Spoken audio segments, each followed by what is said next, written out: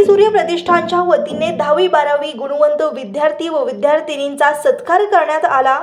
सोलापुरातील सत्यसाई नगर येथील गीता मंदिर येथे कार्यक्रम संपन्न झाला। क्रांती सूर्य प्रतिष्ठानचे संस्थापक अध्यक्ष आदर्श भैया धडे यांनी संस्थेचे कार्य व महत्त्व सांगितले। या कार्यक्रमाप्रसंगी प्रमुख पाहुणे म्हणून माजी क्रीडा राज्यमंत्री माननीय उत्तम प्रकाश खंदारे साहेब, सेवानिवृत्त पोलीस अधिकारी मीनाक्षीताई पेठे मॅडम, माजी PSI अनिलदादा उखरंडे साहेब, वीरभद्र महिला मंडळाच्या संस्थापक अध्यक्षा संगीताताई बिराजदार, सामाजिक कार्यकर्ते अश्विनी लोंढे, संगीताताई धडे, संस्थापकचे प्रमुख मार्गदर्शक शशिकांत मेजर उखरंडे साहेब, सामाजिक कार्यकर्ते रमेश कनले, रेश्मा धडे इत्यादी मान्यवर उपस्थित होते।